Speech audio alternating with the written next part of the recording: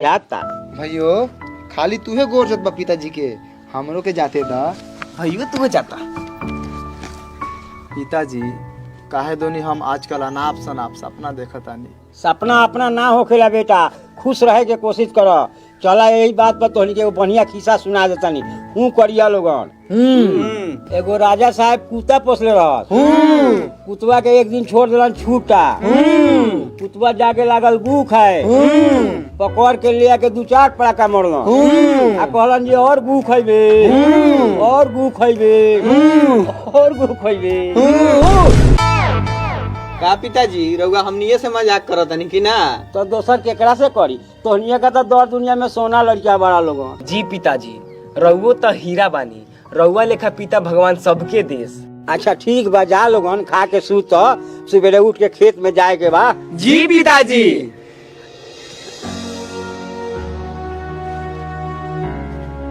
तो भैया पूरा बात नानू सुनला कि हम पिताजी के बारे में का सपना देखनी है। भैया रउआ चुप रही, जब पिताजी कहिए देलन कि सपना अपना ना होखेला त काहेला एक एगो बात के पेरले बनी। भैया रउआ सूती, हमनी के जातन गलुई पर सूत रह। हाँ लेकिन कुछ ना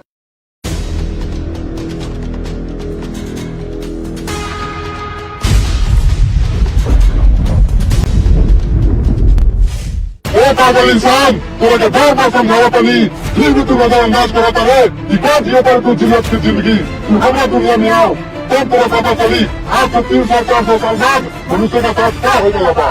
लेकिन कैसे कैसे आई? तेरा मौत के गले लगावे कोई, ई रूह के छोड़ देवे कोई। रूह के कैसे छोड़ दी? रूह के हम तोरा के एगो सामान देवे तनी, ओके खो और तू हमारा दुनिया में आओ।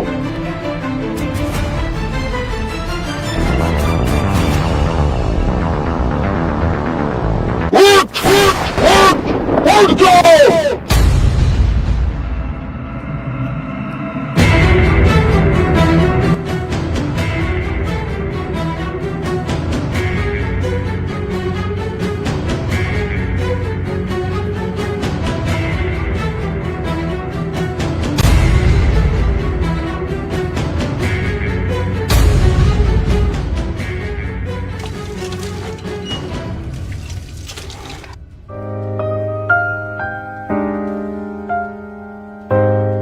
भाइयों हेने आवा, आवा जल्दी आवा।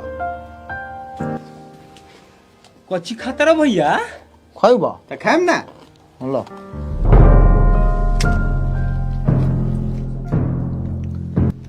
भैया तोहनी का हो सके तो हमरा के माफ कर दिया। हम तोहनी से बिना पूछे हुए बहुत बड़ा फैसला ले लेल बानी। कैसन फैसला भैया?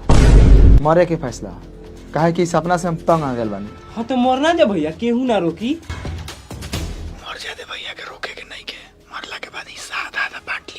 कुछो ना बताई, काहे कि फल ना जहर है जहर।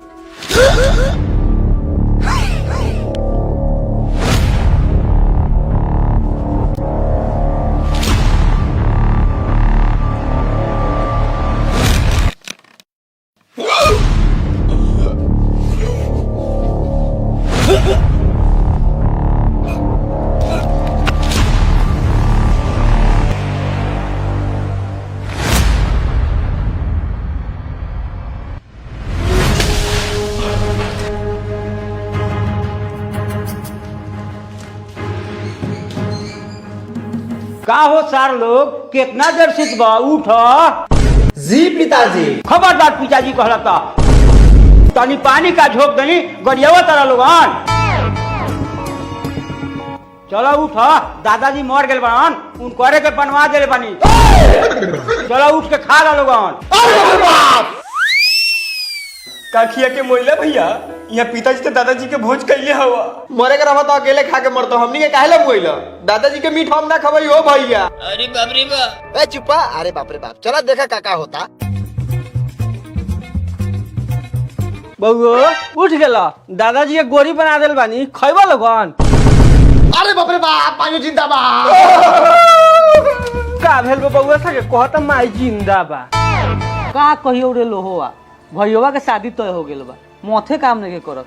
4 चक्का देवता तो देवता, ऊपर से 20 लाख रुपयो देवता। काहे ला इतना बढ़िया खानदान में शादी करत रहा? गांव समाज में तोहर इज्जत रही। इतना बढ़िया खानदान में शादी करबो तो गांव समाज तोरा के छाट दी। इनका समझदारी नहीं थे। एगो हमर बेटी रहे कितना बढ़िया उड़ल गेल तो सारा गांव में मिठाई बंटवानी, कम से कम हमर बेटी हमर इज्जत ले लू गेल। ई भेल संस्कार तोनियो ले गांव के लिए मिठाई लिया। अरे पिताजी रहुआ खाना काहे बानी, बैठो कुर्सी पर। पिताजी संस्कारे भुला गेल बड़ा, रात के सतुआ पी के सुत रहा का हो। सतुआ भाई छोट छोट लड़का के सामने बैठी, हमर बाप दादा कहियो एक छोट लड़का के सामने बैठबे ना कलन, आ हम बैठी। ई का होती भैया, छोट बैठल सियान खा रहा है। यहाँ सब चीज उल्टा है, उल्टे हमनी के बोले के पड़ी भैया। देखो हम बोली ले, हम बोला रिक्स उठाओ रिक्स उठाओ। ए बुढ़वाए जाता नहीं गांव में माल पटावे। का माल पटावे? वाह, ई कहिया पर बुद्धि खुलल ह। जा 2-4 गो माल पटा के आई ह। हाय दोगला बरे का रे, साले मारा मुंह फाड़ दे हम। खिसियात नहीं के हंसता हंसता और गरिया बा का रे हाय दुआर पर रोज रोज हमर दुगो झाट बैठावाला का रे भोसरी वाला, यहाँ बार उखाड़े आल बरा। हाँ तो जल्दी उखा रहा, निकल। हाँ बउआ सब जल्दी जल्दी आओ, हमर पकाल का बार उखाड़, हमरा लातो जूते खा जाए के बा। हाल बारे लो हा भाई, हईले मिठाई, मिठाई खा के मुंह मीठा कर। का रे 12 मिठाई बांटता रे, बेटा बेटी की नौकरी लगला हुआ का? कितना बदतमीज लड़का पैदा कर ले बारे लो हा भाई। ई खुशी के माहौल में गम के बात कर देल। जवान बेटा मरल ओकरे खुशी में मिठाई बांटता नहीं। हाय मिठाई ला लोगन, सब केहू के कले के दावत बा, बेटा के बनवा दे हम, सब केहू खाइया लोगन। अरे बुढ़वा जाता नहीं हम माल पटावे। जा बाबू लोगन जा। एगो हमरो बेटी जवान बा, ओकरो को पटा लिया लोगन। ए बहुत बढ़िया बढ़ते रहिए। रुकिए नहीं, निकलिए निकलिए, बहुत बढ़िया है। आ रहा है चावल चीनी का बोरा लग रहा है। बस बस तो बाबू का है इसमें, चावल चिन्नी है ना रे, दारू और गांजा बा। झूठ। पुलिस से कुणाल बाबू। हाँ बोल, चेक कीजिए। चावल है, चावल है चौकीदार, चावल है। क्या चावल है? जब्त कीजिए गाड़ी को। सुनो ना सिपाही, कुछ ले दे के छोड़ दो, हम बहुत अमीर आदमी हैं। कितना चाहिए आपको? 1000। तब कहाँ छोड़ेंगे, कम से कम 10,000 लेना पड़ेगा। कथी कहता रे, पैसा ली के टेलवा दी। बोलिए बोलिए जल्दी बोलिए, टाइम नहीं है मेरे पास। लाओ, तोहनी का तो अमीरो आदमी के ना छोड़। और एक और बात ध्यान रखना, चावल लेके कभी रोड में नहीं देखना, ठीक बा। नहीं तो जेल में डाल देंगे। ना बोली, कहे ना बोली। भैया तोरे चलते ही झाट लगा दुनिया में आल बानी। हाथ उठू गेल, हम ना चाहते हमने हाथ उठावे के, लेकिन ऐसे बोलबा तो मरबाओ क्या मरबाओ। हाँ मारे बा। हाँ तो ऐसे ना बोली, तोरा से बरनू बानी है। पुलिस सलाम सर। कौन बेइज्जती? चौकीदार, इस शरीफ लोग सलाम कर दिया है, और सलाम किया है तो किया है, सर भी बोल दिया है। क्या सर बोल के सलाम किया है? बोका बना इन शरीफों को। अरे रे रे रे, बोका ना रे, मुर्गा बनाओ जला रे। हमरा के दरोगा बुझत तरह का, चौकीदार ही चौकीदार, हम मुर्गा ना बोका बनावी।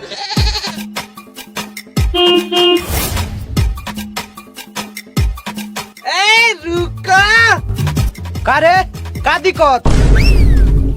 जी कहे कि ये बा कि गरिया में का बा, चेक करावा। रे पूछो नहीं खे, दारू शराब गांजा बा। कैसे मान ली हो, दारू शराब गांजा बा, कहीं दाल चावल चीनी गहूं होई तब।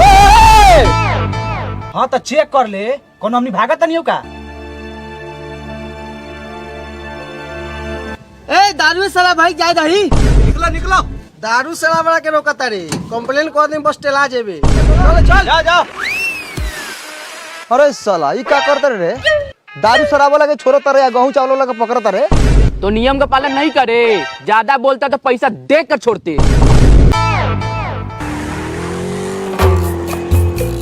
ए बाबू रुको रुको, एगो तो 20 के स्पीड और ऊपर से हेलमेट। बाबू उतरा तोरा के हम पैसा दी, उतरा। ए लाओ लाओ पैसा लाओ। उतना टाइम नहीं खे रुकेगा। कितना चाहिए हुआ? 500। ए बाबू 1000 से कम नहीं देंगे। अच्छा लाओ लाओ 1000 लाओ। है, लीजिए। आ जाइए निकलिए। आई 500 ऊपर से हेलमेट का।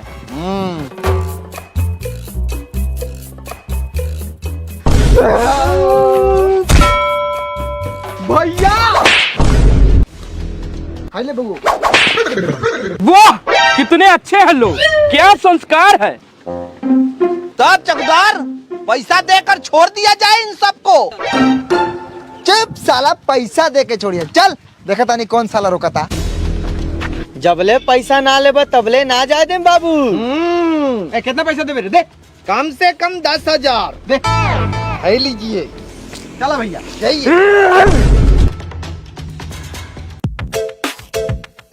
क्या रे बेटो मतलब तो गुर्दा के लिए अकेले खा गए का एको पीस ना मिलाऊ गुर्दा करे जी तो हम भुजाई के बेर पार कर दिले, खाना चुपता नहीं जे मिलल बसे। अच्छा हमरो बेटा को यो मरी अइया खाए खियाम तोरा के गुद्दा वाला पीस। अरे बउआ सा आवा आके बैठा। हाय उठ बैठे दे। ए उठ, छोटा आदमी को होता उठेला तो बड़ होके बैठल बारे। उठ साला। जी बउआ गलती हो गेल। पत्ता ले रे री वाला भोंस हटा के। भोस काहे हटावा तरफ पूरा बोला भोसरी वाला, तबे नु हमर मन गदगद हो जाए। तो जो भोसरी वाला ले आ पत्ता। साला लड़चट्टा। देख लो हा तोर लइका से लड़चट्टा कहता, ये लइका सब नु तरक्की करी। अच्छा ठीक बा लियावा तनी पत्तल। कारे बाबूजी बड़ी चाव से खाता रे, कौनी बेर आइले है? बउआ आइला तो 1.5 घंटा हो गए। ई तीसरा कलछुल खाता नहीं। तीसरा कलछुल काथे के मीट खाता रे। लड़का के मीट एकरे जवान बेटा मरल है, कल दावत देवे आए रहस ना। आइला बउआ लोग पत्ता। अच्छा भालू बताओ, चौपहा के घरे से हमर बेटा के खाए कोनो ना आयल है, ओकरा घरे कोनो जर जवान मरी तो हम जाएम खाए। सही कहता रे, हमरो भाई मरो रहे तो ना रहे सखाए, आधा देह खराब होत रहे तो माटी में हिलावे के पड़ो। हाँ अभी मत रख, अभी थोड़ा हमने गोर हाथ धो के आवता नहीं। हाँ ठीक बा, जा आवा जल्दी धोके। अरे बेटवा कनवा का कइले, लियाओ ना कुरकुराई।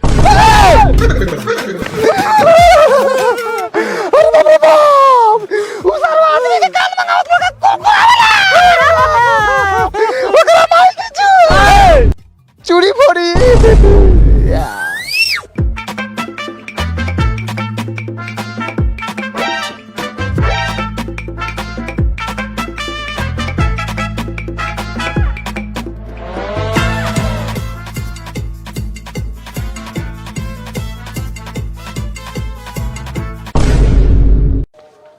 रे का कहले भाई, डांट चमका के चलत चलत रुक जाता। ए छौरा सा हिनी आओ। ए लेकिन 3 गोरा के बीच में 2 गोरा बा, ज्यादा अत्याचार ना हो जाई। ए आओ ना, हम अकेले तो नहीं 3 गोरा के संभाल लेबो।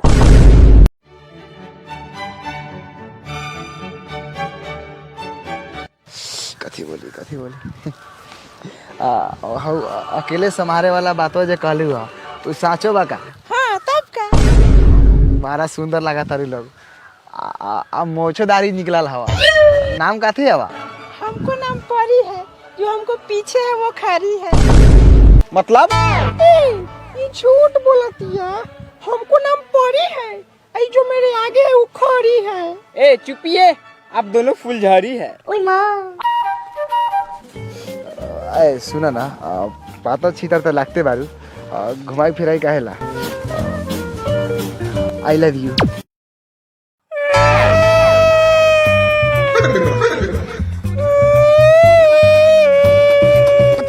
साला दीदी बोल के माफी मांग। गलती हो गला बहन जी।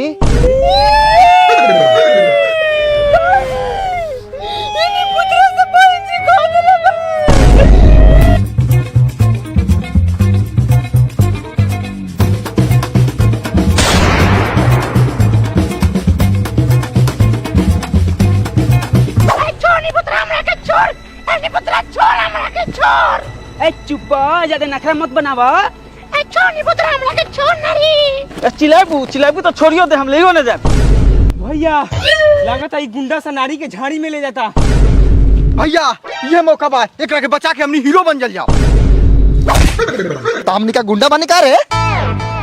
चल बचाओ जाओ इज्जत, कहीं यहू से ऊपर वाला के आँख खुल जाई तो हमने के पिछला दुनिया में भेज दिया।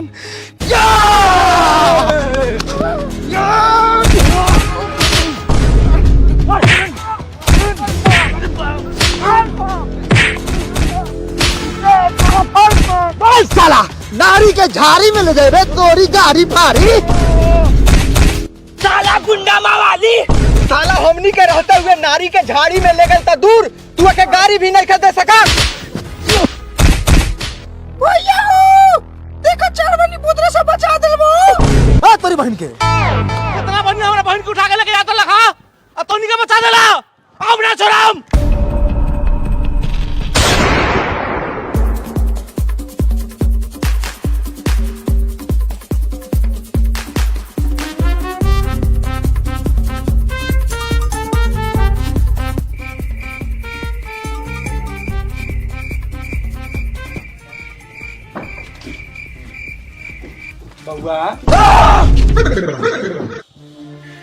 कहा डरात रहो लोग, का बेला?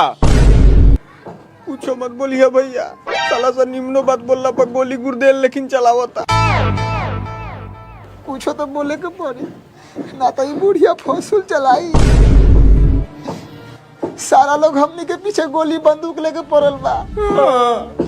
हमनी के बहुत शरीफ लइका बानी चाची। चाची हनी पुत्र से हम चाची लगाम और शरीफ बड़ी शान से कहत रहे कि शरीफ बानी। निकाल चले, घर में 3 गो शरीफ घुसल बा। बताओ, दिन दहाड़े हमारा घर में शरीफ लेकर घुस के हमारा डाइन जैसन मदारी का चाची कह दे।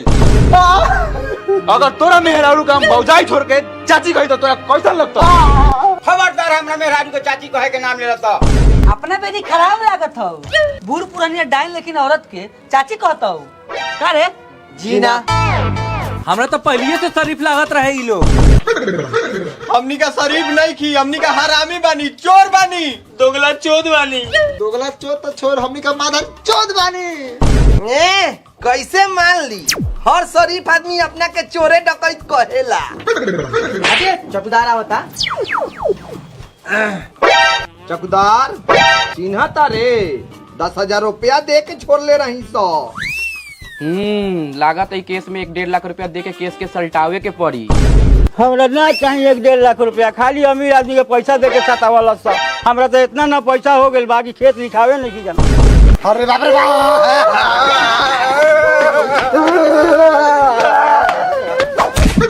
हाँ तो कौन बात भेल? खाली घूस दे के फिर में रहले सरी बता जेल में बंद करके सजा दे। हां साला तोनी के माल के क्रिया बा, हमनी के जेल में ले जाके फांसी दे दे। माल के क्रिया बाप मातारी के क्रिया देले रहतन तो तंका देरला नजरअंदाज कर देती। बात अब माल पर आ गेल बा। पकड़िए इन शरीफों को, ले चलिए जेल, वहीं पर होगा खेल।